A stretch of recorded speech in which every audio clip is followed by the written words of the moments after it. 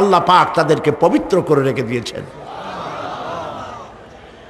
আমার প্রিয় ভাইরা, আল্লাহ রাব্বুল আলামিন কোরআনে কারীমের ভিতরে বলেছেন, ফাবিআইয়ি আলা'i রাব্বিকুমা তুকাযযিবান।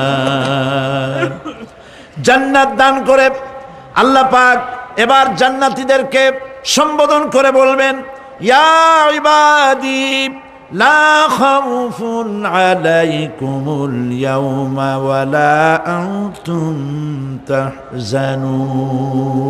হে আমার বান্দারা, লা খাউফুন আলাইকুমুল ইয়াওম, আজ আর কোনো ভয় নাই। সুবহানাল্লাহ, সুবহানাল্লাহ। আজ আর কোনো ভয় নাই, কোনো চিন্তাও নাই, আরামে এই জান্নাতের মধ্যে বসবাস করো। এরপরে আল্লাহ পাক জিজ্ঞেস করবেন, ও আমার জান্নাতীরা, আমি যেসব ওয়াদা করছিলাম আমার ওয়াদা মোতাবেক সমস্ত নিয়ামত পেয়েছো? তারা বলবে, হ্যাঁ পেয়েছি, সব নিয়ামত আপনার ওয়াদা মোতাবেক সব পেয়েছি।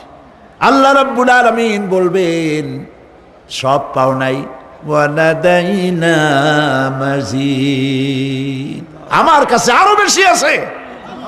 সুবহানাল্লাহ, আমার কাছে আরো বেশি আছে।